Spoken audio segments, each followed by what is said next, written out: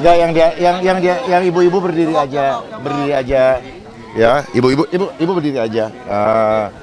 Biar saya aja.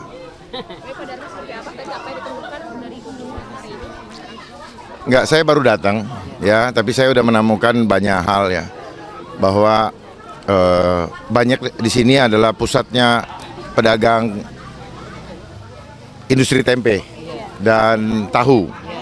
Persoalannya mereka adalah bahan bakunya yang mahal dan sulit. Tetapi bahan bakunya ini adalah import, dan tetapi dia punya harga bersaing dengan lokal. Ya. Saya tahu sih sebenarnya kenapa itu, karena memang itu adalah desain supaya pertanian lokal itu kegulung, ya, bebas. Oleh sebab itu perlu dipikirkan ke depan bagaimana untuk meningkatkan industri tempe dan tahu ini supaya bukan saja kuantitasnya, tetapi terutama kualitasnya yang perlu diinikan. Karena seringkali kita makan, tapi kita tidak sadar bahwa yang kita makan itu tidak bermanfaat buat tubuh kita. Hanya teorinya kita tahu bahwa tempe bagus, tetapi kualitasnya ya tidak bagus untuk tubuh kita. Nah itu, mungkin kawan-kawan wartawan agak bingung maksud saya ini. Karena yang penting perut kenyang, betul ya? Masa bodoh dengan kualitas daripada makanan asupan yang kita terima. Gitu. Kemudian hal lain yang saya dengarkan lagi masalah, kembali lagi yang sering ngadu lansia. Lansia sering namanya hilang dari daftar kartu lansia. Ya, atau ada yang baru terima 2 bulan yang lalu, ya. Jadi baru 1 kali. Jadi ini yang perlu dibenahi ke depan, bahwa pendataan harus selalu akurat supaya lansia ini atau siapapun ya, maupun KJP ini bisa berlaku dan diterima sesuai dengan mereka yang berhak. Iya, Pak, ya. ya, Pak. Lalu yang saya mau ingatkan adalah kondisi Jakarta saat ini ada 3 hal yang penting. 1, biaya hidup mahal. Ya. Kedua, terasa tidak aman, ya. Tidak ramah. Makanya ada istilah Jakarta keras, Bung. Ya kan? Yang ketiga, nanti akan ada kebijakan yang tergerus atau minggir dari Jakarta, KTP Jakarta, akan dimatikan nanti KTP-nya. Akan dimatikan KTP-nya. Nah, ini kan sistem yang tanpa kita sadari akan terjadi nantinya. Dan ini sudah terjadi di New York. Ya.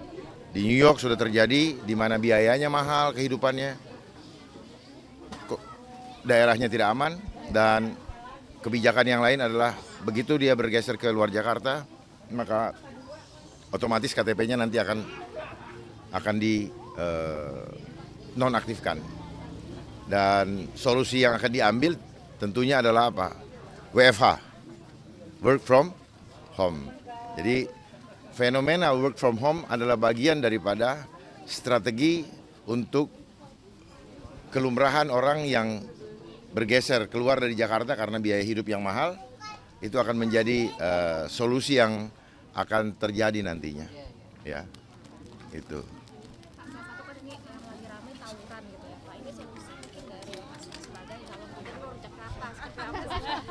Tawuran. Tawuran, Pak, lagi rame-ramenya banget, Pak. Ya, tawuran itu akibat adab. Ya. Kalau kita bicara tawuran, maka kita harus tahu bahwa terjadinya tawuran berarti menunjukkan ada yang salah. Ya, entah di dalam proses pendidikan, ya, kalau anak-anak sekolah, artinya apa? Mereka nggak paham apa itu akhlak. Ya. Kenapa demikian? Karena selama ini sekolah hanya menanamkan teori. Ya, teori itu apa? Dia masukkan di mind-nya, di pikirannya. Tetapi tubuhnya, capek ya? Tapi tubuhnya tidak bisa melaksanakan. Ya, tubuhnya nggak nurut. Jadi gini ya, saya kasih tahu. Orang tahu teorinya nggak boleh mukul, tetapi kenapa badannya nggak bisa nahan untuk nggak mukul? Karena kekuatan batinnya itu kalah dengan hal yang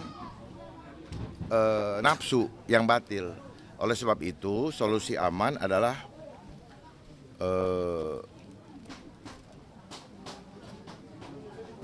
harus aman, harus beradab dalam berkarya. Yang kedua, harus adab dalam berumah tangga. Ya, itu makanya orang-orang tua itu bertanggung jawab. Orang-orang tua bertanggung jawab terhadap keluarganya. Jangan dibiarkan. Kalau misalnya adik-adik melihat ada yang tawuran, coba lihat keluarganya bagaimana.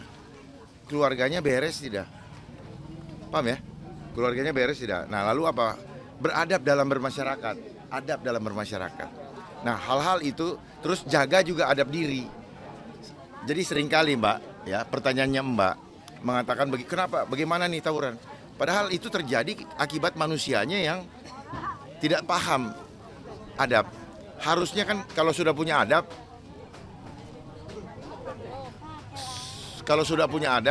malu mencuri, malu berantem, apakah itu masih ada di Jakarta?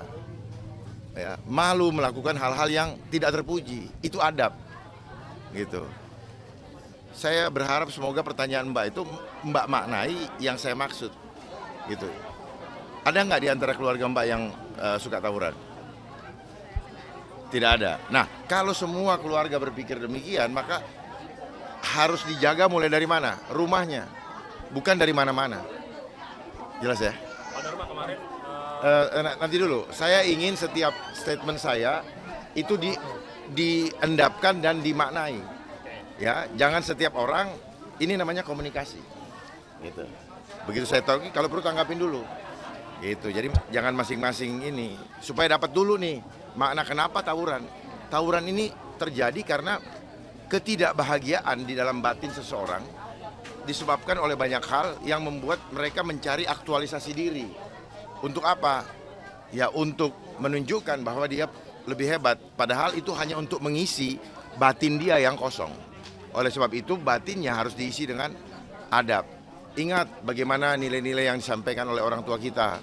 Berbakti kepada orang tua, sopan santun, budi pekerti, penuh dengan kelembutan, ya, rendah hati. Tawuran itu bentuk daripada tidak rendah hati gitu. Itu adalah sifat yang egois.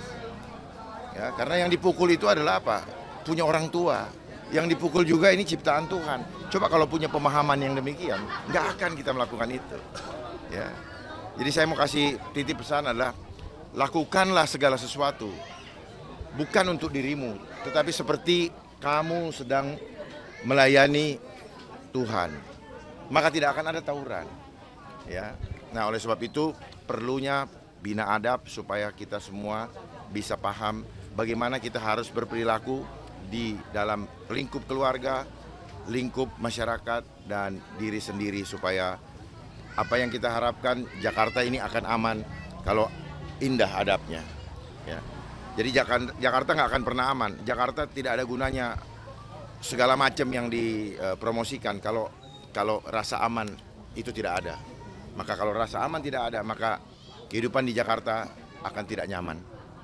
Gitu. Ya gimana tadi? berarti diterjunkan di sekolah-sekolah atau Langsung kepada keluarga-keluarga, ya di setiap rumah, ya di kelurahan nanti akan kita memang kita khusus membuat tim bina adab, baik itu ekonomi adab,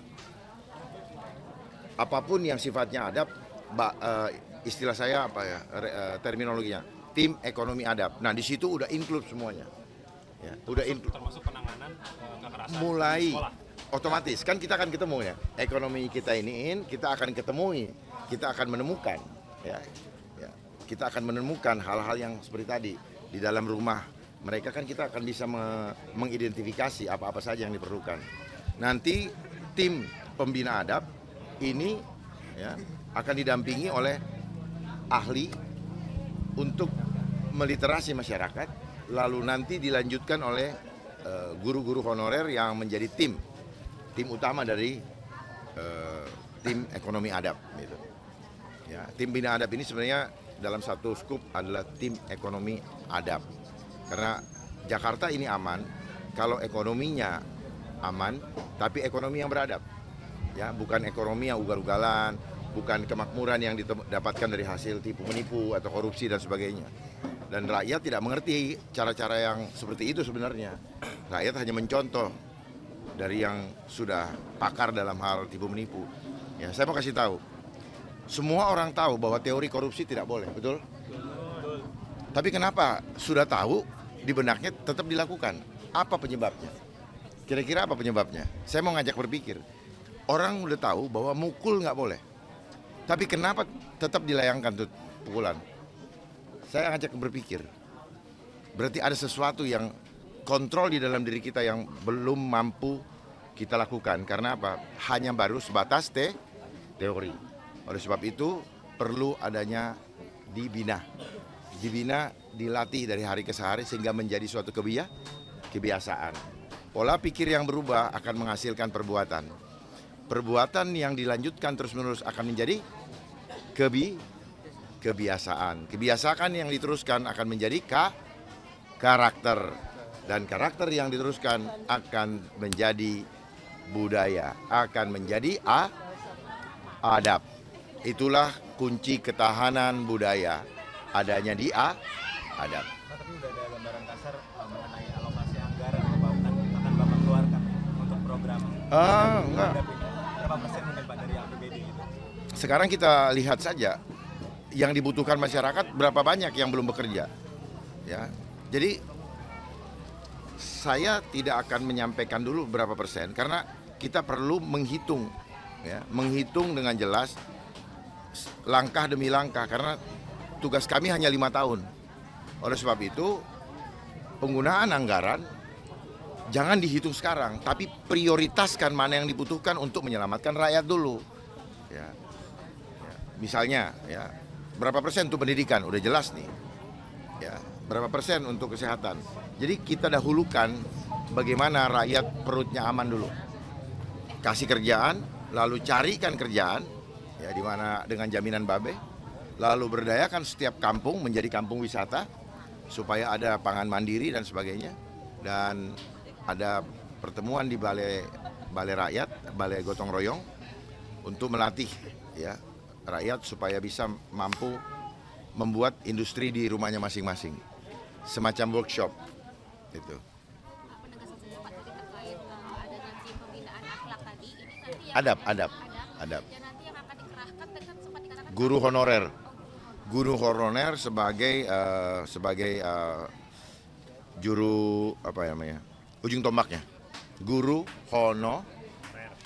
honorer gitu. Nanti didampingi oleh ahli. Kalau bicara misalnya tentang bagaimana membesarkan usaha, bagaimana membuat pangan mandiri, nanti ada ahlinya. Ya, kalau misalnya pangan, nanti bibitnya dari Pemprov. Kami yang berikan. Prinsipnya gini, prinsip tim bina adab atau ekonomi adab itu begini. Kita kawal dari nol, dari hulu sampai hilir. Kita kawal dari belum bisa berjalan, dia merangkak, berdiri, berjalan sampai berlari. Dan itu pun terus dikawal. Seperti contoh anak sekolah, seperti contoh mengajar atau membina anak naik sepeda. Dia jatuh bangun, tetap kita berikan motivasi sampai dia bisa bawa sepeda dengan lancar. Tetap itu dikawal. Kalau dia sampai ke jalan raya, siapa tahu dia tidak tahu bahayanya jalan raya seperti apa. Tetap kita kawal sampai dia bisa mandiri, sampai dia bisa berjalan. Tetap kita kawal sampai karena ada jatuh bangun orang. Ya, semua kita kawal supaya makin matang dan selalu mengingatkan jangan sampai dia terpengaruh oleh hal-hal buruk di luar rumah. Seperti itu. Ya, jadi sampai masa berakhir. Kawal semua. Itulah tugas seorang gubernur, berlaku seperti Bapak. Kapanpun masalah di keluarganya, di warganya, itu menjadi tanggung jawabnya. Ya. Terima kasih Pak Dharma. Ada lagi? Sudah jelas ya? Jelas ya? Rekan-rekan wartawan mau bergabung? Nah, di sini ketika ditantang untuk seperti itu, kenapa kalian tidak punya keberanian? Supaya nanti kehidupan kita betul-betul lebih baik. Gitu. Nah, saya sekarang nantang. Ayo, ya, jangan cuma bertanya, tapi action. Ada lampunya. Hah? Siap nggak? Siap nggak? Nah, dengar ya, siap untuk menyelamatkan rakyat Jakarta.